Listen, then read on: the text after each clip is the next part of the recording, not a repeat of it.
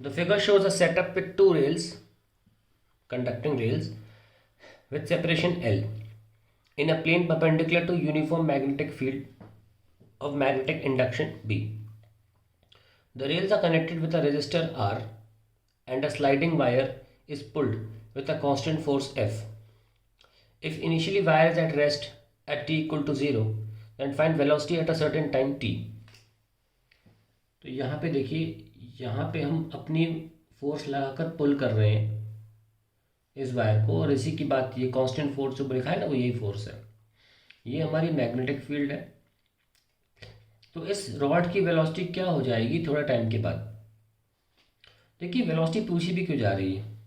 कोई सोचेगा अगर रॉड का मास दे दो तो एम एम वैसे मास है रॉड का, तो आप उसको लेंगे तो सीधे एफ बराबर एम ए कर लो, और स्टार्टिंग में वेलोसिटी ज़ीरो है, वी बराबर यू प्लस ए टी कर लो, तो आपका आंसर आ जाएगा v equal to u plus a t से वी बराबर ए टी। नहीं, वजह यह है कि पूछा जा रहा है कि जैसे आप रॉड को इधर मूव करते हो तो रॉड के अंदर कुछ इलेक्ट्रॉन्स हैं, वो कैसे ट्रैवल करते हैं। आपने रॉड पे जो फोर्स लगाया है वही इलेक्ट्रॉन पे फोर्स लगेगा राइट हैंड साइड, क्योंकि रॉड के साथ साथ इलेक्ट्रॉन भी मूव करेंगे। ठीक है, तो v cross B multiply by minus e, minus क्यों लगा रहे हैं, कोई electrons inside the rod will experience a force. अगर हम इस डायरेक्शन को आई कैप माने, इसको जे और इसको के कैप माने, इस नॉर्मल सिस्टम को फॉलो करें, तो हम उसके हिसाब से यहाँ रख सकते हैं। राइट साइड में रॉड मूव कर रही आई, और बी क्या है, minus K, so we have plus E V B I cross K minus J. That shows us that electrons are going to move down. So नीचे का हिस्सा minus हो जाएगा और ऊपर का हिस्सा प्लस बन जाएगा। इसका मतलब करंट जो है, इलेक्ट्रॉन यहाँ जा रहे हैं तो करंट जा रहा है ऊपर। This is how the current will move I, और सर्किट में करंट ऐसे जा रहा होगा फिर। ठीक है, तो ऐसे। अब जब करंट हमने निकाल ही लिया तो हम अब force on the conductor due to this current निकाल सकते हैं। अब ये फोर्स ऑन कंडक्टर है, ये फोर्स ऑन इलेक्ट्रॉन था, चाहे तो इसको आप स्मॉल एफ से दिखा दें, लेकिन अब हम कैपिटल एफ से फोर्स ऑन कंडक्टर निकालेंगे। तो हम देखें कि आई एल, और आई एल कहाँ है, ऊपर की तरफ जे कैप और cross B minus K cap. तो क्या आया, I L B J cross K I होता है तो minus I. That means force on conductor कहाँ लगा, लेफ्ट। ये मैग्नेटिक फील्ड में होने की वजह से जो फोर्स लग रहा है उसको हम एफ एम बोल सकते हैं। अब आप इस निष्कर्ष पे, इस कंक्लूजन पर आप डायरेक्टली पहुंच सकते हो बाय सिंपल लेंस लॉ, कि यहाँ पे आने से it is cutting the field, जिसकी वजह से ईएमएफ इंड्यूस होगा रॉड में। लेंस क्या करेगा, इसी चीज़ को होने से रोकेगा। तो आप कर क्या रहे हो, रॉड को यहाँ मूव करा रहे हो, तो लेंस लॉ के हिसाब से फोर्स यहाँ लगना चाहिए, और वही हमारा एंड स्टेटमेंट में साबित हो रहा है। तो ये पूरी बात जो है मैथमेटिकली करी, इसको लेंस लॉ बोल के भी बोल सकते हो। Since you are applying a force on the right side of the rod, Lenz force will, due to Lenz law the force will be applied on the left. तो अब इस पे जो नेट फोर्स होगा, एम ए जिसको बोल सकते हैं, that you can write as, जो हम लगा रहे हैं एफ माइनस जो एफ मीडियम फोर्स है, वो sorry due to magnetic field force है। और यहाँ से हमारा एक्सेलरेशन आ जाएगा A is equals to F minus I L B, और फिर हम लिखेंगे D V by D T is equals to F minus I L B, sorry मैंने मास से डिवाइड नहीं किया, divide by mass, and then we can start with my expression finding out D. तो यहाँ से हम स्टार्ट करेंगे velocity का को निकालना, एंड वो मैं अगले पेज से स्टार्ट करता हूँ। चलिए, तो हम कहाँ पहुँचे, हम पहुँच गए अपने D V by D T पर, is equals to F minus I L B divide by M. Now I क्या होता है, करंट। करंट क्या हुआ, E M F induced, induced E M F divide by resistance. जो resistance हमने यहाँ दी गई है सवाल में, उसकी बात करी जा रही है, रॉड की रेजिस्टेंस निल है, तो इसको हम बोल सकते हैं बी एल वी। ये तो हमको पता ही है कि E M F induced B L V होती है, और रॉड की जो लेंथ है वो एल है। ठीक है, वो सब चीज़ें यहाँ मेंशन है। ठीक है, देखो एल दे रखा है, separation between the rails is L, तो रॉड की लेंथ भी एल हो गई। ये वेलोसिटी है डिवाइड बाय आर, सो ये आपका आई आ गया, ये आप प्लग इन करो यहाँ पे। So D V by D T is equals to F minus B L V divide by R into L B whole divide by M.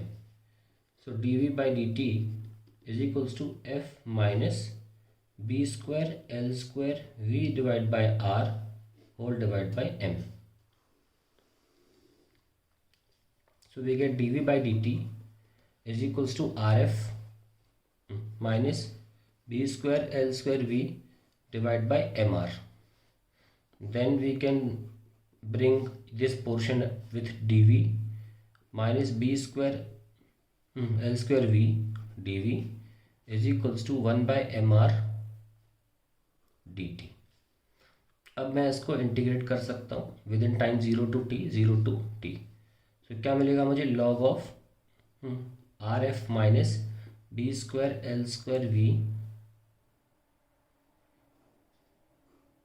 Divided by minus का B square L square. ये integration का तरीका होता है, we के respect में करें तो वी के सामने जो चीज़ है उसको डिनोमिनेटर में लाना पड़ेगा.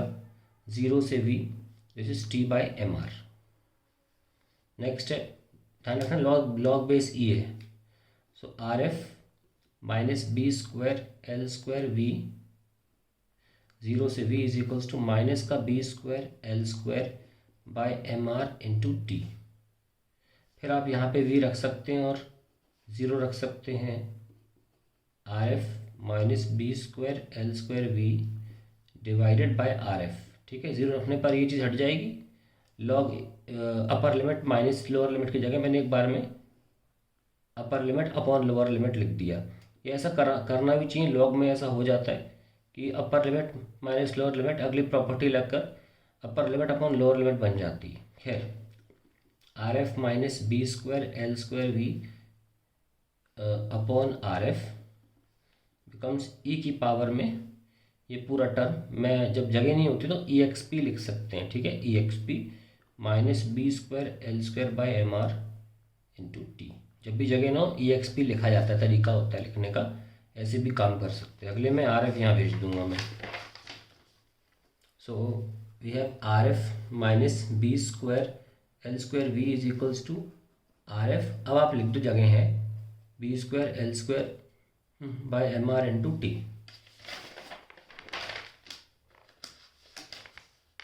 Then we have b square l square v is equals to rf 1 minus e power minus b square l square t by mr. ये भी हो गया. Then you have velocity is rf upon b square l square 1 minus e power minus b square l square by mr into t.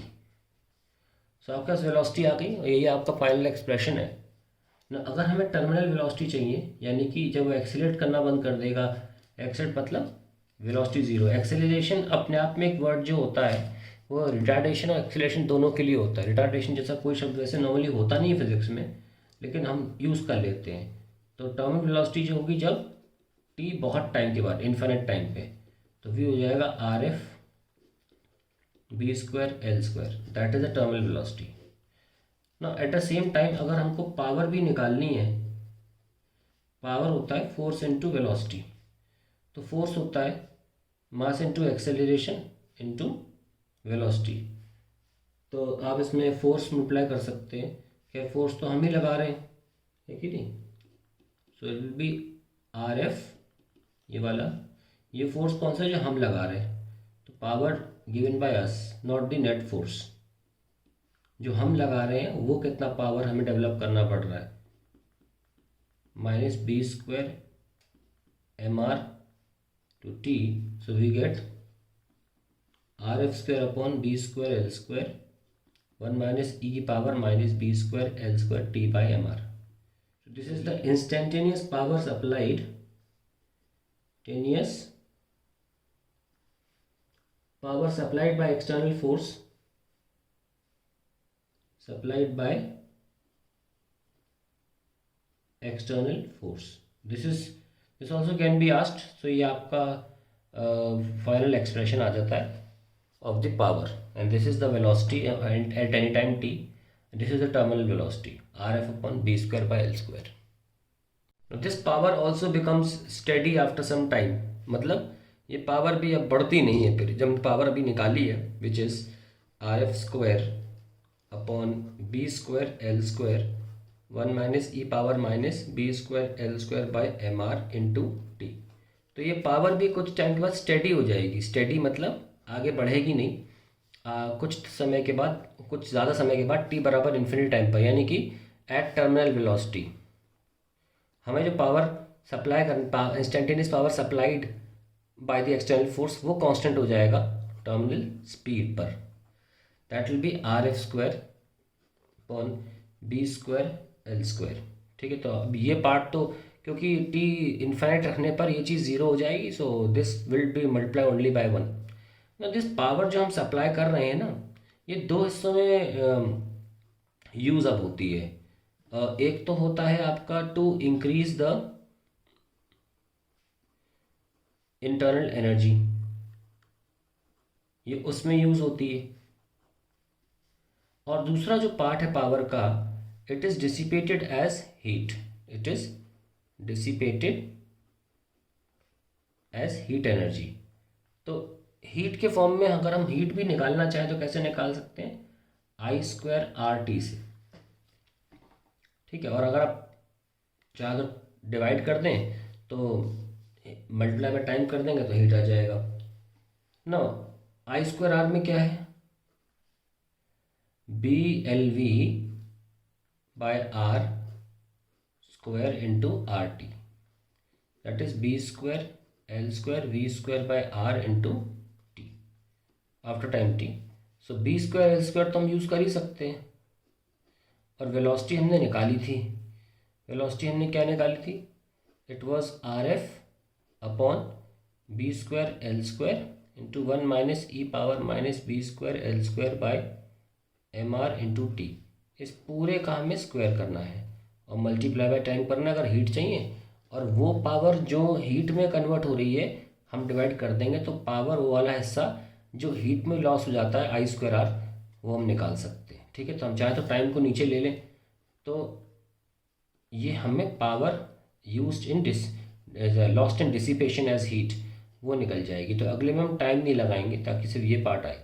देखो square करेंगे तो इनका square होगा, ये पावर 4 बन जाएंगे, तो ये इससे कैंसिल हो जाएंगे। डायरेक्ट लिख देते हैं आर एफ स्क्वायर अपॉन ये बी स्क्वायर एल स्क्वायर रहेगा, तो ये आर से एक आर स्क्वायर कट गया, दिया गया 1 minus E power minus B square L square by M R into T. और ये तो स्क्वायर रहने दो ऐसे ही, तो ये हीट हो गई, heat power lost in the form of dissipation. और बहुत टाइम के बाद, इनफाइनाइट टाइम के बाद जब स्टेडी सिचुएशन आ जाएगी तो power dissipation will become R F square upon B square L square. That's the answer to the question. तो हमने इस तरीके का सवाल का हर चीज़ एनालाइज कर लिया है।